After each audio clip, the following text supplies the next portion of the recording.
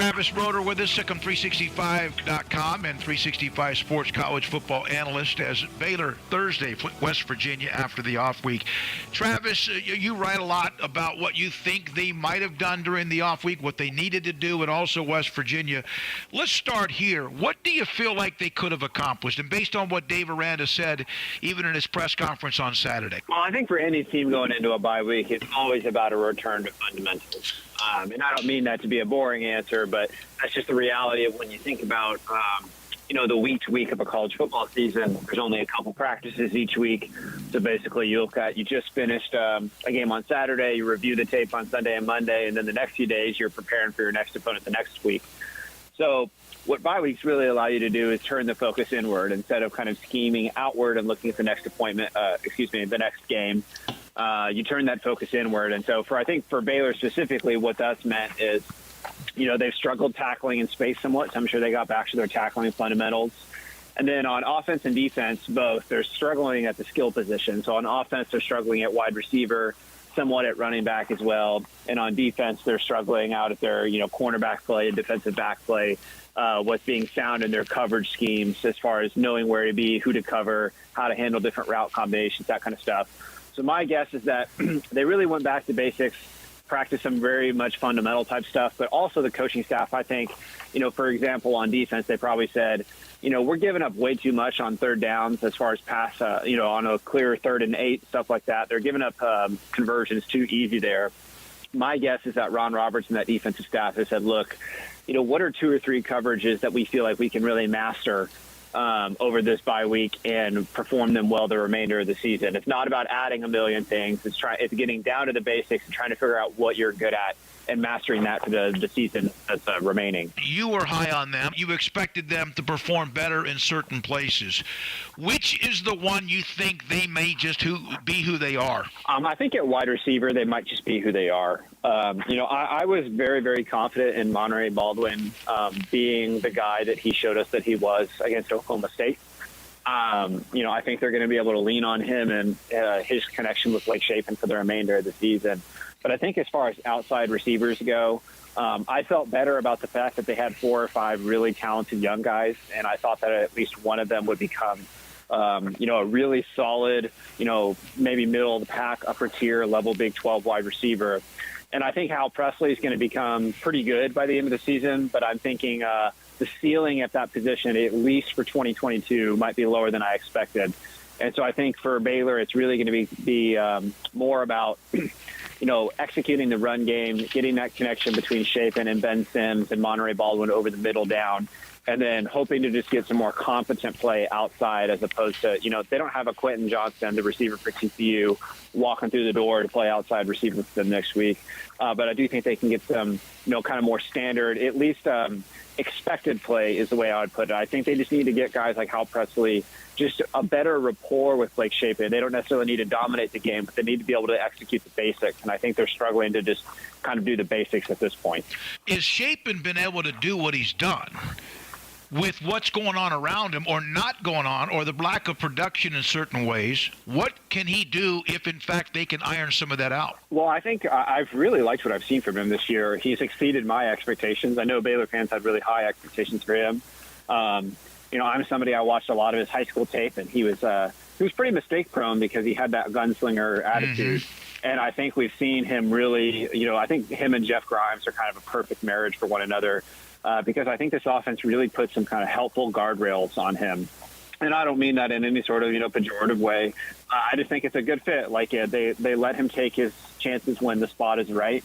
But this isn't Texas Tech's offense. They're not putting the ball in his hands with unlimited decisions on every play. It's a lot of, true play action, rollouts, that kind of stuff that limits the possibility for mistakes. And then when they need him to make a play like they needed on that 4th and 5 when he had that beautiful throw to Monterey Baldwin, he's capable of it.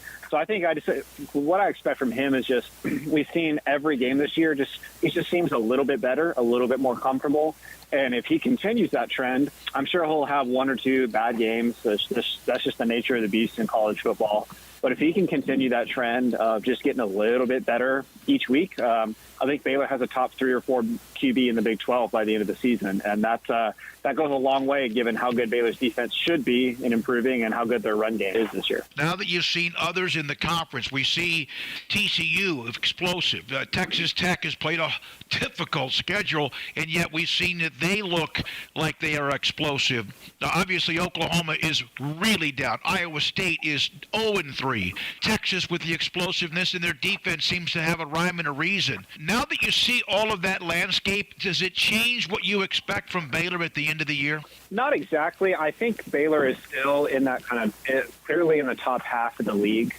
I think it's becoming, the Big 12 is as murky as it's ever been. There really is, one of the things I dealt with this offseason was no matter how you did a power ranking, you were going to make at least a couple of fan bases mad because somebody has to finish towards the bottom of the league. And this year, there are just no bad teams in the Big 12, with the exception of when Oklahoma doesn't have Dylan Gabriel. They are flat out terrible. But outside of them, Baylor's fixing to play a West Virginia team this Thursday that is probably one of the 2 or 3 worst teams in the conference. But when you look at all their, advanced stat numbers, they look like pretty much just kind of like a below-average Power 5 team. They're not bad by any means. They have some clear weaknesses, but they have some clear strengths as well. And so, I think as the league continues to play out and crystallize, I think teams like Texas is looking stronger and stronger. Kansas State looks good. I do think that Baylor is still a very good team that just has a few kinks they need to iron out. I feel like I'm missing somebody obvious here that I can't think of. Oklahoma State, obviously. So I think there are a lot of really, really good teams. And, one of the takeaways I had from the bye week when you're able to just sit back and watch everyone else play football as opposed to your hyper-focus on one team, it's just the margins are so thin in college football, and the difference between wins and losses often just comes down to 3, 4, 5 big plays. I think we've seen Baylor be on the wrong side of that in a couple of contests, and I think it's just because the attention to detail has not been there. So if they can refocus their attention, attack every down like it's the last play of the game, then I think they very clearly have the coaching and the talent to be in Arlington again at the end of the year. Despite Byers playing like he's played, how much have they missed Khalil Keith? Oh, I think they've missed him a lot. And again, I think Byers has played really well the past couple of weeks. But I think back to last season, what Baylor really was able to do towards the latter half of the season once Khalil Keith asserted himself was they could just straight up run the ball behind him. And he, basically no matter who lined up across from him, you knew that he was going to physically dominate them at the point of attack. I'm not a Cowboys fan, but I know that the Cowboys drafted, the Ole Miss defensive end in the second round. Sam Williams, I think was his name. And, Khalil Keith dominated him in that Sugar Bowl. He's just physically very impressive. I remember him doing the same thing to those Texas defensive linemen as well. So I think, obviously Khalil Keith has probably, is one of the of all the Baylor players, he probably is one of the 2 or 3 with the highest upside on the entire team, and he started to really play more consistently. So anytime you lose one of your better players, that really negatively affects you. And I think with Baylor needing to rely on their run game early this year because the pass game has been struggling with the wide receivers out wide, I think anything they could do to make that run game better would help. And obviously missing Khalil Keith hurts, but missing Tay McWilliams, their starting running back, has really hurt a lot too. Yeah. Those are 2 pretty integral pieces, and it seems like both of them are probably going to be back in a couple of weeks. So really excited about that because I think we could see a new dimension to this offense when both of those guys are back. Who has played better than you thought? Is there anyone in particular that maybe has played better than you expected? Yeah, this is a question that if you ask me 10 minutes from now, I might come up with a different response. There's quite a few options. With the guy who went into my head as soon as you asked me that, and that's Micah Mazuka, the left guard. We knew that he had, NFL size, NFL athleticism, but he was really he's the only new starter on this Baylor offensive line. And I think there's been at least a couple of games this year where he's pretty arguably been Baylor's best offensive lineman. And that's been a real treat to watch because he's physically dominant at the point of attack. He's kind of like what Khalil Keith looks like if Khalil Keith was playing left guard. Very physical, terrific athleticism. He's been really good on basically every long run Baylor has had this year by a running back. If you look at the play, you'll notice that Micah Mazuka is often blocking in space and dominating somebody in space. So I think he's been a real pleasant surprise. I expected him to be good, but I expected more mental mistakes and I expected more errors. And this Baylor offensive line is playing really well right now, and a large part of it is because nobody is making clear mistakes where you just see like a defensive lineman just in the backfield and you see the offensive lineman kind of looking at each other like, what happened? You just never see that happen. So it's really good to see a first-time starter from a young guy, Micah Benzuka, playing really well at left guard. Is the offensive line filled with enough grit, as Eric Mateo says? Do you feel like they have that? Do they have that anger, meanness, edge like we saw them throughout last year? Well, I hate to pontificate about that, but the nice aspect of this question is that we have the answer from Dave Aranda. I think he said in his press conference the other day that he needs to see more tenacity, more aggressiveness from that offensive line. I think they've had it in fits and spurts. But, mentality and toughness, that's something that the toughest aspect of playing tough is bringing it every single moment on every snap. You can't let up. You can't wait till you absolutely need it. You got to need it every single down. And so, like I said, I'm glad I'm not having to call that out on just my supposition. It's really what Aranda said. So obviously they have it within them. We saw it last year. I think by and large, they're playing really, really well.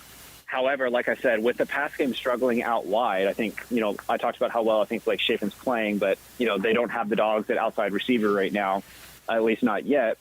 And so they need to be able to really go into Morgantown this Thursday against a defense who's really struggling to defend the run on like 1st and 10, 2nd and 4, all those kind of downs, and just be able to say, look, we're just going to dominate you at the point of attack. Because West Virginia's pretty bad defensively, but they still have a couple of really good interior defensive linemen. Obviously, Dante Stills leading the pack. So in that home crowd environment, in that away environment, that nasty home crowd environment for West Virginia, they need to be able to go in there, shut out the noise, create their own juice, bring the grit, and get after it, because I think Baylor's going to need to lean on them to come out of there with a victory on Thursday. Travis Roeder, college football analyst, SicEm365.com on 365 Sports.